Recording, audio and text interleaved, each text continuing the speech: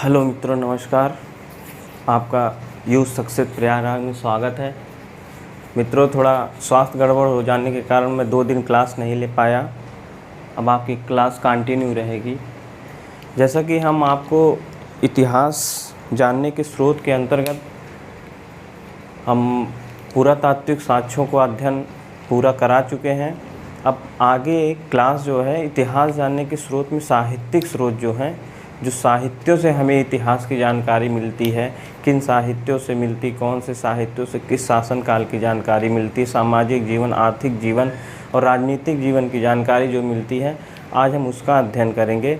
तो इसमें सबसे पहले आइए हम देखते हैं कि कौन कौन से साहित्य हैं जिससे इतिहास जानने के स्रोत हैं। तो जैसा कि हम आपको वाइट बोर्ड पे लिखा है, तो इतिहास जानने के साहित्यिक स्रोत के अंतर्गत 2 साहित्य आते हैं। एक धार्मिक साहित्य आता है और दूसरा लौकिक साहित्य। धार्मिक साहित्य के अंतर्गत ब्राह्मण ग्रंथ आते हैं और गैर ब्राह्मण ग्रंथ आते हैं, और लौकिक साहित्य के अंतर्गत ऐतिहासिक साहित्य आते हैं और अर्ध ऐतिहासिक साहित्य आते हैं। तो इसमें सबसे पहले ब्राह्मण ग्रंथ के अंतर्गत वेद, उपनिषद, वेदांग, स्मृतियाँ, पुराण आदि ग्रंथ आते हैं, और गैर ब्राह्मण में जैन साहित्य और बौद्ध साहित्य आते हैं। ऐतिहासिक साहित्य का मतलब जिससे हमें इतिहास की जानकारी मिलती, शासनकाल, किसके शासनकाल में कौन से साहित्य लिखा गया, किसके शासनकाल में कौन सा राजवंश के शासनकाल था। और अर्ध ऐतिहासिक, इससे हमें कम साक्ष्य मिलते हैं। जैसे इतिहास जानने के थोड़ा कम साक्ष्य मिलते हैं, उससे अर्ध ऐतिहासिक कहा जाता है। तो मित्र, आइए देखते हैं। सबसे पहले हम वेद क्या होता है, वेदों का अध्ययन करेंगे। तो वेद क्या होता है? वेद 4 प्रकार के होते हैं। वेद 4 प्रकार के होते हैं। वेदों का वेद शब्द जो संस्कृत के विद धातु से बना हुआ है। मित्र, इस विद धातु से बना हुआ है। ये संस्कृत के शब्द विद धातु से बना हुआ है, जिसका अर्थ होता है जानना या ज्ञान। तो मित्र, क्या जानना? आर्यों के बारे में जानना। आर्य कौन थे, उनकी राजनीतिक जीवन क्या था, उनका सामाजिक जीवन क्या था, उनका धार्मिक जीवन क्या था, इसी को जानना है हमें। वेद जो लिखा है वो संस्कृत भाषा में है। वेद संस्कृत भाषा में है और इसकी लिपि जो है ये ब्राह्मी लिपि है। अब वेद के संकलन करता है वो आपके महर्षि कृष्ण द्वैपायन हैं, जिन्हें वेदव्यास कहा जाता है। महर्षि कृष्ण द्वैपायन।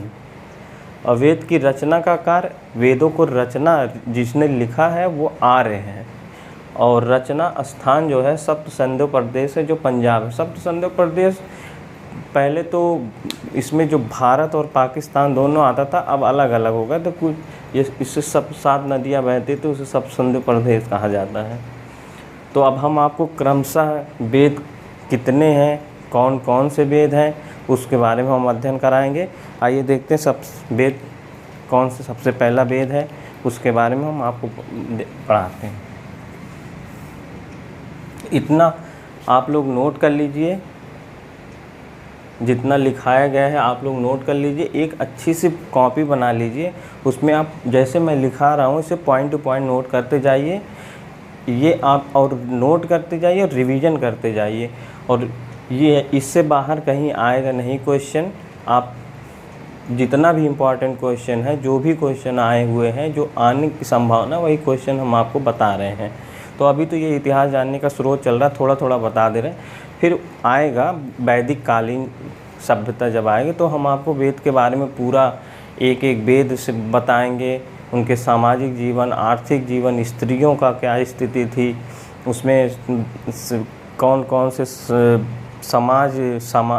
धार्मिक जीवन कैसे थे आर्यों को, पूरा हम आपका डिटेल बताएंगे। अभी ये इतिहास जानने के स्रोत में इतना ही आप लोग जानिए। तो आइए अब हम देखते हैं वेद कितने प्रकार के होते हैं, कौन कौन से वेद हैं, कौन कौन से वेद से क्या क्या हुआ।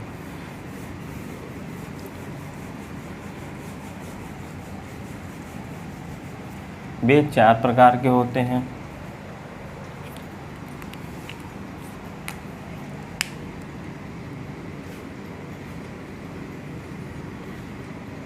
पहला है ऋग्वेद,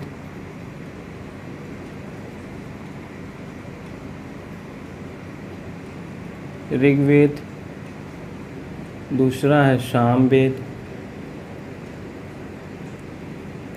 तीसरा है यजुर्वेद,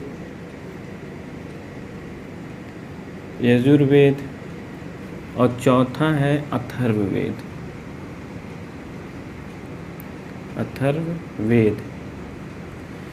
तो मित्र, वेद 4 प्रकार के होते हैं। पहला ऋग्वेद है, दूसरा सामवेद है, और तीसरा यजुर्वेद है, और चौथा अथर्ववेद है। तो सबसे प्राचीन और सबसे पुराना वेद ऋग्वेद है, और सबसे नया वेद जो है अथर्ववेद है। तो अब हम ऋग्वेद को आपको बताएंगे। ऋग्वेद में क्या क्या है, कि इसमें क्या क्या है, कितने मंडल हैं, कितने सूक्त हैं, ये हम आपको बताने जा रहे हैं। तो आप ऋग्वेद के बारे में हम चर्चा करते हैं।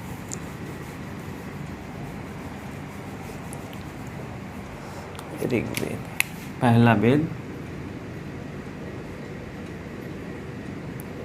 ऋग्वेद।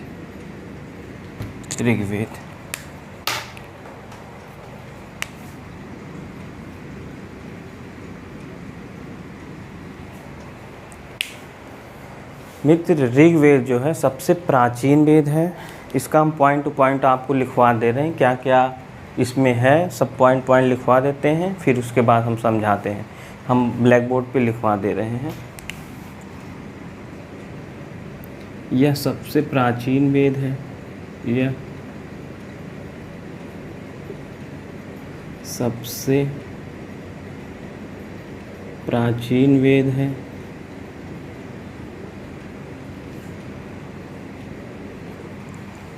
मित्र, ये सबसे प्राचीन वेद है। सबसे प्राचीन वेद है। और ऋग्वेद में कितने मंडल हैं, कितने सूक्त हैं, ये हम आपको बताते हैं। 10 मंडल हैं। 10 मंडल हैं। 1028 सूक्त हैं। 1028 सूक्त हैं। ऋग्वेद में 10 मंडल हैं और 1028 सूक्त हैं। और इसमें जो ऋचाएँ हैं वो 10,552 हैं। 10,552 ऋचाएँ हैं। 10,552 ऋचाएँ हैं। इनके जो पुरोहित होते थे उनको होता कहा, जैसे ये ऋग्वेद के जो पुरोहित होते थे उनको होता कहा जाता था।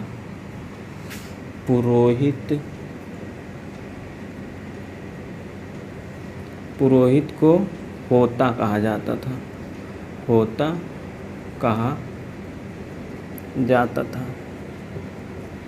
और इस ऋग्वेद जो होता था, इसके जो है मतलब ऋग्वेद के एक उपवेद भी होता था। उसको उपवेद को हम लोग कहते हैं ऋग्वेद के पुरोहित होता हो गए।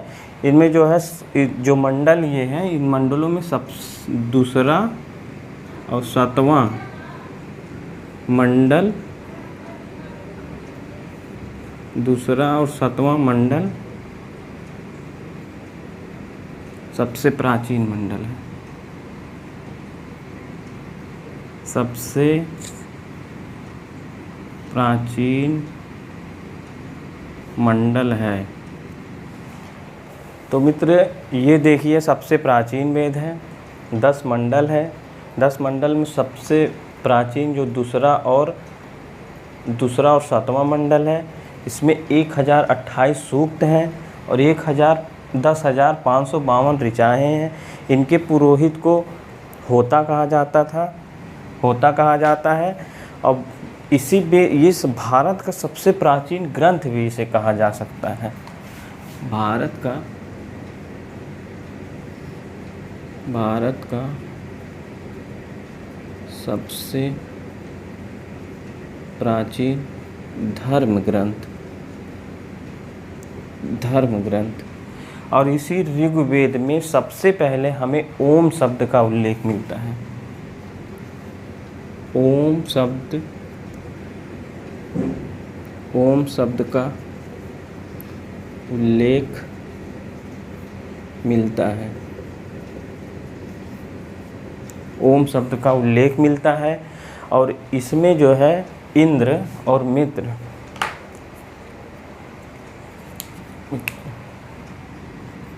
जो देवता थे, इसके इंद्र का 250 बार, इंद्र का 250 बार उल्लेख मिलता है।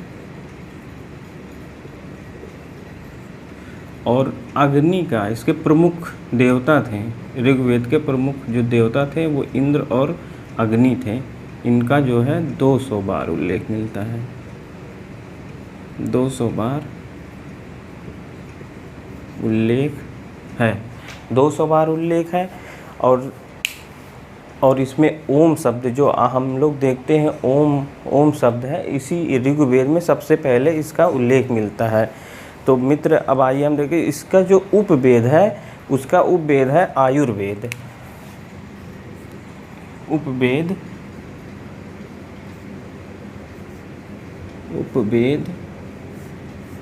आयुर्वेद है। तो मित्र इतना ही जानिए। अभी मंडल के बारे में हम आपको 10 मंडल में कौन से प्रमुख मंडल उसको बता देंगे। पहले इतना आपको बता दें, ऋग्वेद सबसे प्राचीन वेद है, ऋग्वेद सबसे प्राचीन वेद है। और इसमें जो मंडल हैं वो 10 हैं, 10 मंडल हैं। और सूक्तों की जो संख्या है 1028 सूक्त हैं और 10,552 ऋचाएँ हैं। और इनके जो पुरोहित होते हैं उन्हें होता कहा जाता था। जो इन वेदों के पुरोहित होते थे, जो इसको मतलब जो वेदों का अध्ययन कराते थे, वो उनको होता कहा जाता है। और इसे भारत का सबसे प्राचीन धर्म ग्रंथ भी माना जा सकता है। और ओम शब्द का पहली बार उल्लेख इसी ऋग्वेद में ही हमको मिलता है। ओम शब्द का सबसे पहले उल्लेख हमें इसी ऋग्वेद में, और हर वेद के एक उपवेद हैं और उनके एक पुरोहित हैं। तो इसके जो पुरोहित होता हो गए और इनके जो उपवेद हैं ये आयुर्वेद हैं, इसका जो उपवेद है आयुर्वेद है। तो इतना मित्र आप लोग नोट कर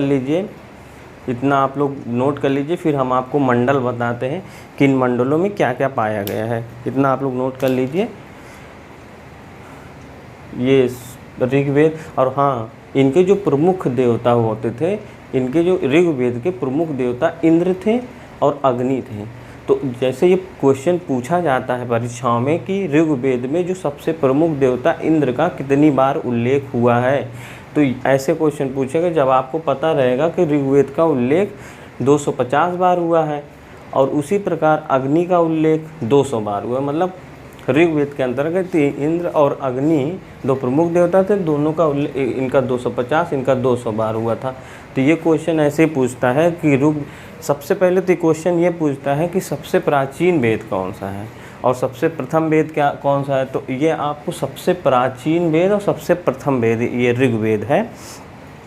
और मंडल भी पूछ लेता है कितने, तो मंडल के अंतर्गत ये क्वेश्चन पूछता है कौन से मंडल में क्या क्या बातें लिखी गई हैं, वो पूछता है। और इनमें पुरोहित पूछ लेता है मिलान करने के लिए कि ऋग्वेद के पुरोहित कौन है होता है। और आइए अब देखते हैं कि इसमें मंडल में ऋग्वेद के जो मंडल हैं उस मंडल के अंतर्गत कौन कौन से मंडल में क्या क्या है। अब 2 3 4 इंपॉर्टेंट हम जो परीक्षाओं में पूछे जाते हैं वो क्वेश्चन आपको बता देते हैं। इसको आपने नोट कर लिया, ठीक है। 10 मंडल हैं, 10 मंडल में सबसे प्रमुख मंडल जो है इनका तीसरा मंडल है। तो तीसरे मंडल में हम आपको बता रहे हैं ये मंडल है, इसमें उल्लेख क्या है। तो तीसरा मंडल जो है, तीसरा मंडल इसमें सबसे प्रमुख जो है गायत्री मंत्र का उल्लेख है। गायत्री मंत्र का आपको तो पता होगा गायत्री मंत्र ओम भूर्भुवस्सुः सवितुर्वरेण्यं भर्गो धीमहि धियो यो नः प्रचोदयात्, यही गायत्री मंत्र का उल्लेख सबसे पहले जो मिलता है तो ये ऋग्वेद में मिलता है। और चौथे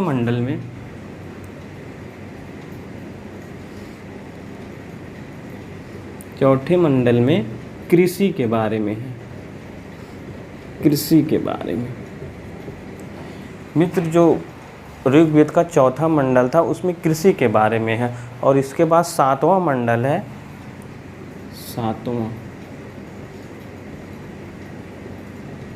सातवां मंडल, इसमें 10 रागी युद्ध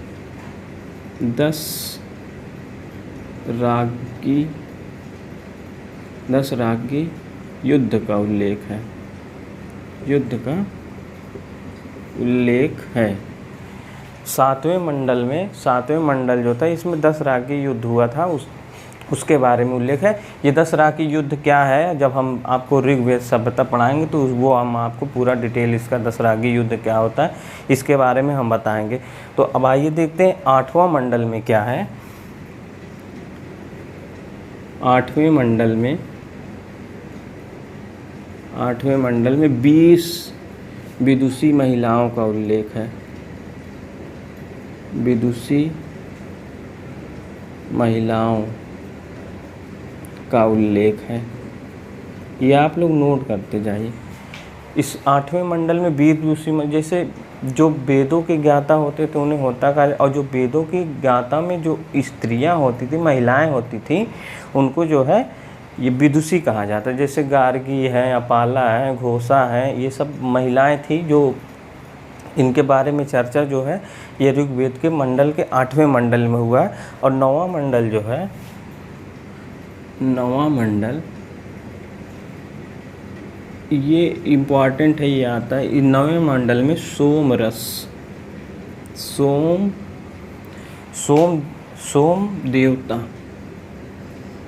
देवता को समर्पित है। सोम देवता को समर्पित है।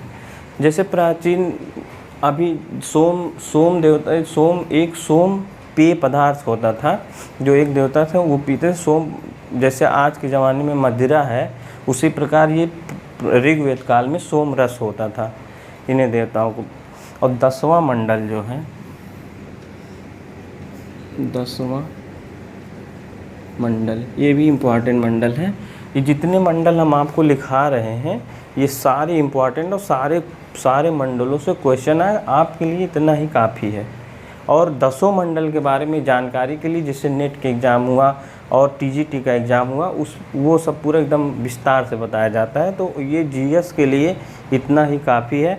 तो मित्र 10वें मंडल में जो है सबसे पहले एक पुरुष सूक्त है, उसी के अंतर्गत शूद्र शब्द का उल्लेख हुआ है। तो पुरुष सूक्त है, इसमें शूद्र शब्द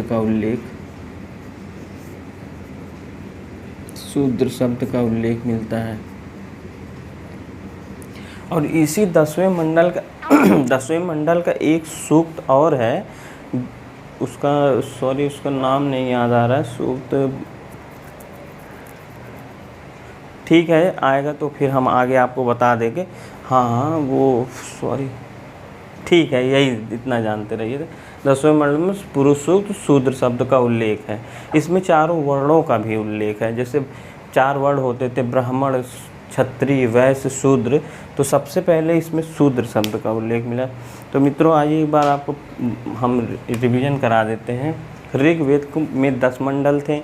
10 मंडल के अंतर्गत ये जो इम्पोर्टेंट जो भी क्वेश्चन आज तक बने हुए हैं, जो आने की संभावना, वो हम आपको बता रहे। तीसरा जो मंडल था, तीसरे मंडल में गायत्री मंत्र ओम भूर्भुवस्सुः सवितुर्वरेण्यं का उल्लेख है। चौथे मंडल में कृषि के बारे में हमें जानकारी मिलती है।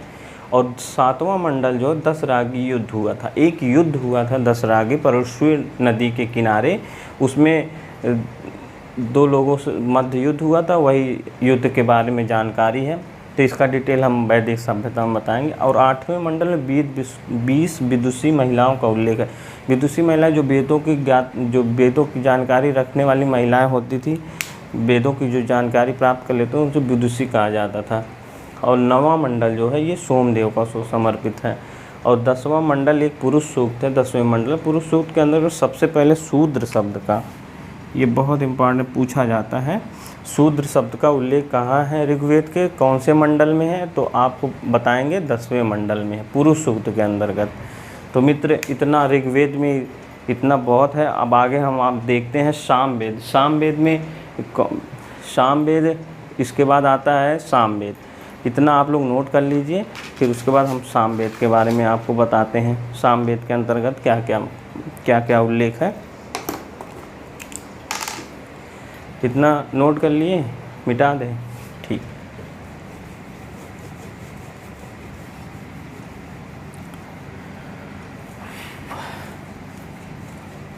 ये सब इतिहास जानने के स्रोत के साथ हैं। सामवेद के अंतर्गत हम देखते हैं अब कौन सा क्या आता है।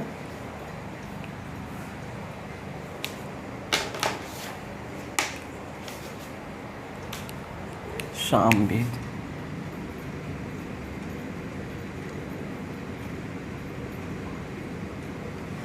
मित्र दूसरा वेद है सामवेद।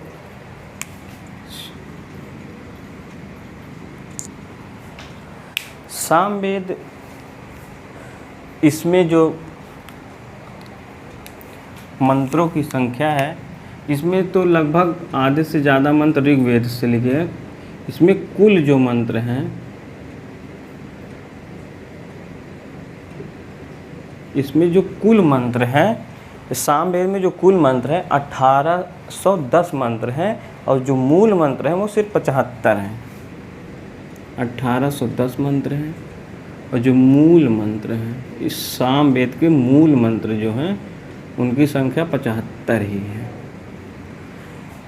सामवेद कुल मंत्रों की संख्या 1810 और मूल मंत्र जो है, साम का अर्थ होता है गायन। इसी सामवेद से हमें संगीत के बारे में जानकारी मिलती है। जो हमारे संगीत में सा रे गा मा पा धा नी, ये 7 सुर हैं, इसी सामवेद से मिलती है। सामवेद से ही सबसे पहले इसमें इसी सामवेद में गायन का अध्ययन किया। इसको इनके मंत्रों को गाकर पढ़ा जाता था, और इनके मंत्रों को गायन करने वालों को उद्गाता कहा जाता था। इनके पुरोहित जो थे, सामवेद के पुरोहित उद्गाता थे, उद्गाता। और ये जो है सामवेद संगीत और गायन का उल्लेख होता है, इसमें उल्लेख होता है। संगीत और गायन का उल्लेख सामवेद में होता है। इसके जो सामवेद को जो पुरोहित है वो है आपके उद्गाता, और इसके जो हर वेद का एक उपवेद, जैसे ऋग्वेद का होता हो गया, तो सामवेद का भी एक उपवेद है जिसका नाम है गंधर्व वेद। उपवेद गंधर्व वेद। इस सामवेद के जो उपवेद है ये गंधर्व वेद है। तो मित्र बस सामवेद में इतना जानना है कि सामवेद जो है इसे संगीत का वेद कहा जाता है। इसमें गायन के बारे में है। इनके जो मंत्रों को गाकर पढ़ा जाता था, इसलिए इसे संगीत, और संगीत के जो 7 सुर हैं सा रे गा मा पा, उसका भी अध्ययन इसी सामवेद से होता है। सामवेद से शुरुआत होती है संगीत स्वरों की। और इसमें जो कुल मंत्र हैं ये 1810 मंत्र हैं, और मूल मंत्र जो हैं ये 75 हैं। इनके जो सामवेद के जो पुरोहित जो उद्गाता जो गाते थे उनको उद्गाता कहा जाता था। इससे आप सामवेद गाता उद्गाता ये आप अंदाज़ा लगा। सामवेद संगीत का वेद है, संगीत गाया जाता है, गाने वालों को उद्गाता, तो ये उद्गाता हो गया। और ये संगीत और गायन का अध्ययन है। इनका एक उपवेद भी होता था जिसका नाम था गंधर्व वेद। तो मित्र इतना नोट कर लीजिए, फिर आगे आते हैं यजुर्वेद। यजुर्वेद में क्या क्या है, मिटा दे रहे हैं। आप नोट करते जाइए। ये जितनी भी चीज़ें हम लिखवा रहे हैं बहुत ही इम्पॉर्टेंट, आपकी परीक्षाओं के दृष्टि से बहुत ही महत्वपूर्ण प्रश्न हैं और सारे क्वेश्चन आए हुए हैं और आएंगे भी आगे। तो मित्र अब हम आप देखते हैं यजुर्वेद।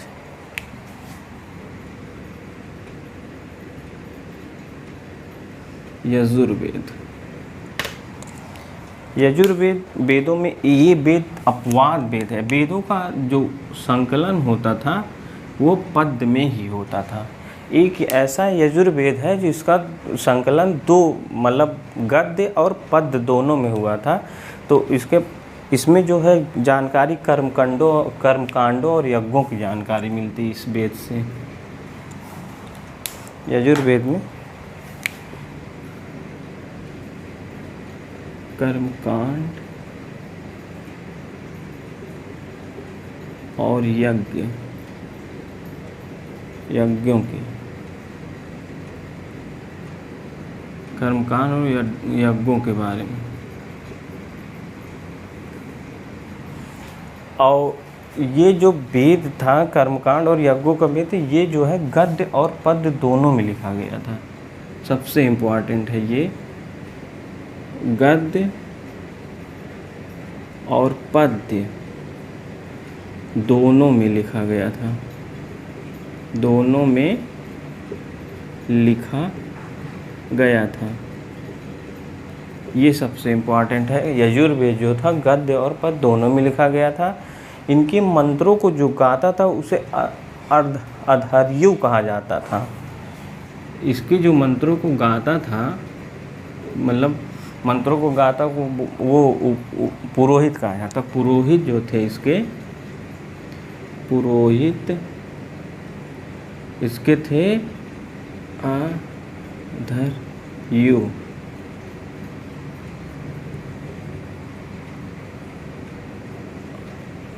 अधर्यु। इसके जो पुरोहित थे अधर्यु थे। सॉरी,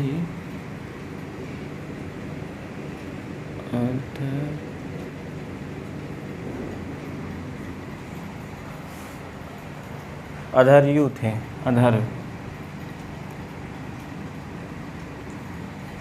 अधर्व थे। और इसके जो उपवेद था ये धनुर्वेद था। उपवेद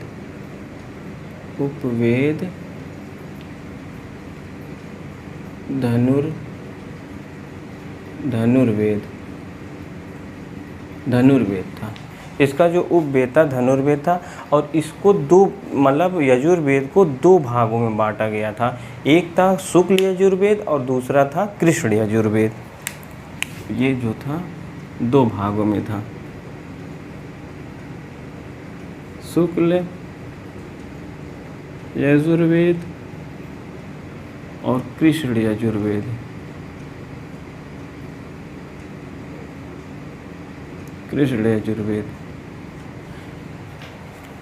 यजुर्वेद को दो भागों में बांटा गया, शुक्ल और जो ये था ये शुक्ल यजुर्वेद था, ये पद्य में था। और ये जो कृष्ण यजुर्वेद था ये गद्य और पद्य दोनों में था। ये पद्य में था और ये गद्य और पद्य, ये गद्य और पद्य दोनों में था। और और शुक्ल यजुर्वेद जो था पद्य में था। तो मित्र अब यजुर्वेद में इतना ही काफ़ी है। कर्मकांड मतलब इस जो वेद था इसमें कर्मकांड और यज्ञ इन चीज़ों का अध्ययन किया जाता था। और ये गद्य और पद्य में लिखा जाने वाला वेद था। और भी जितने भी वेद हुए हैं वो सब पद्य में लिखे गए हैं। और ये पहला वेद है जो गद्य और पद्य दोनों में लिखा। इसके जो पुरोहित होते थे वो पुरोहित जो थे अधर्यु थे। इसके जो पुरोहित थे अधर्यु थे। और इसके जो उपवेद थे, इसका जो उपवेद था यजुर्वेद का वो जो है धनुर्वेद। हाँ, एक जो इसमें जो मंत्रों की संख्या है, मंत्रों की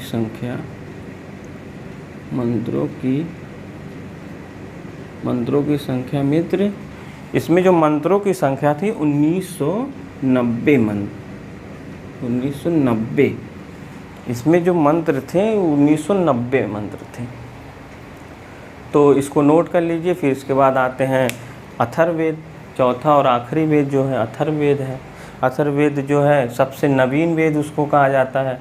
वेदों में जैसे पूछा जाता है सबसे प्राचीन वेद कौन सा है, तो सबसे प्राचीन वेद ऋग्वेद है और इसमें जो है अथर्ववेद है। तो मित्र अब आइए हम अथर्ववेद के बारे में, इसको नोट कर लीजिए। यजुर्वेद को 2 भागों में बांटा गया है। 2 भागों में बांटा जाता है, एक शुक्ल यजुर्वेद है, एक दूसरा कृष्ण यजुर्वेद है। तो जो शुक्ल यजुर्वेद है ये पूरा टोटल पद्य में लिखा गया है, और जो कृष्ण यजुर्वेद है इसे जो है गद्य और पद्य दोनों में लिखा गया है। ठीक है, आइए अब देखते हैं अथर्ववेद। अथर्ववेद के अंतर्गत क्या क्या चीज़ें हैं उसके बारे में हम जानकारी।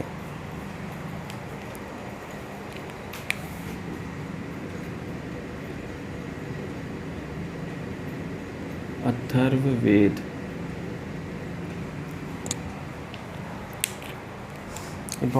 ये भी इम्पोर्टेंट वेद है अथर्ववेद। इसमें जो मंत्रों की संख्या है लगभग 6000 मंत्रों की संख्या, मंत्रों की संख्या 6000। और इसमें जो है इसमें जादू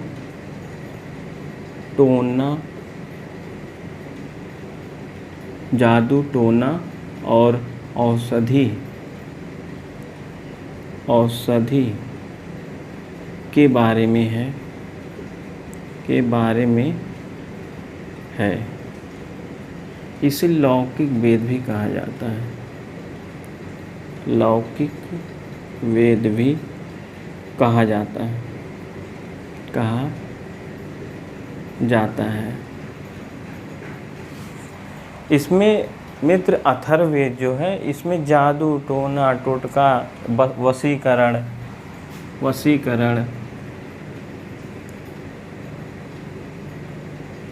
वशीकरण और औषधि आदि का ज्ञान हमें होता है इस वेद से। इसके जो पुरोहित होते थे, ये जो वेद था ये नवीन वेद था। ये एक अथर्वा ऋषि थे। अथर्वा ऋषि ने इस वेद का अथर्ववेद का रचना अथर्वा ऋषि द्वारा किया जाए, इसलिए इसका नाम जो है अथर्वा ऋषि के नाम के कारण इसका जो है अथर्ववेद का पड़ गया। अथर्वा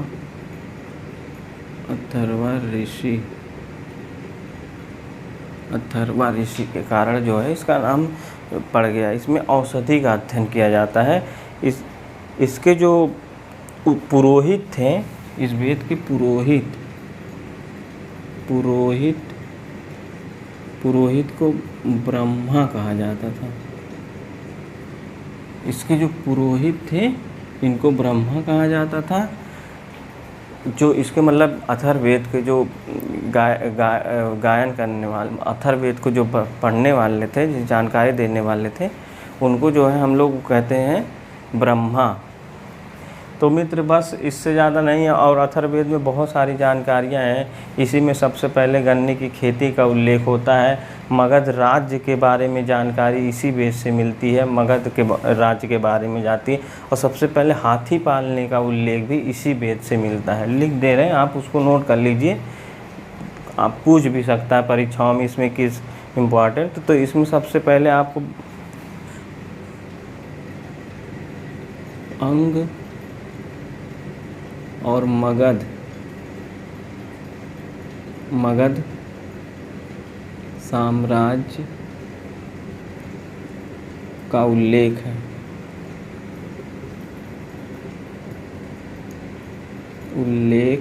है। गन्ने की खेती का उल्लेख है। गन्ने की खेती, हाथी पालने का गन्ने की खेती और हाथी पालने का उल्लेख इसी वेद में है। तो मित्र अब ये वेद जो है, अब वेदों को हम पूरा आपको पढ़ा दिए हैं। और एक चीज़ और इसका रह गया, इसका उपवेद जो होता है वो शिल्प वेद होता है। यहीं लिख दे रहे हैं, उपवेद, शिल्प वेद, शिल्प वेद। इसका जब तो मित्र अब देखिए अथर्ववेद, अथर्ववेद इसका नाम क्यों पड़ा? अथर्व ऋषि ने इसकी रचना की, इसलिए इसका नाम अथर्ववेद हो गया। इसमें जो मंत्रों की संख्या है 6000 है।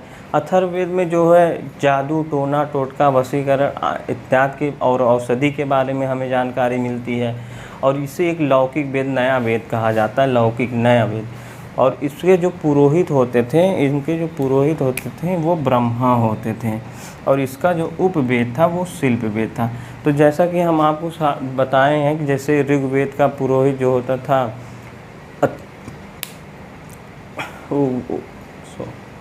ऋग्वेद का नहीं, अथर्ववेद का पुरोहित ब्रह्मा, उपवेद का उसका उपवेद शिल्प वेद। इसमें सबसे प्रमुख अगध, अंग और मगध साम्राज्य के बारे में जानकारी मिलती है, गन्ने की खेती की जानकारी मिलती है और हाथी पालने के साक्ष्य की जानकारी मिलती है। तो मित्रों इतना जो है आप आज हम क्लास को इतना ही रखते हैं। कल आपको उपनिषद और भी जो साहित्यिक स्रोत हैं, उपनिषद, वेदांग और स्मृतियों के बारे में बताएंगे।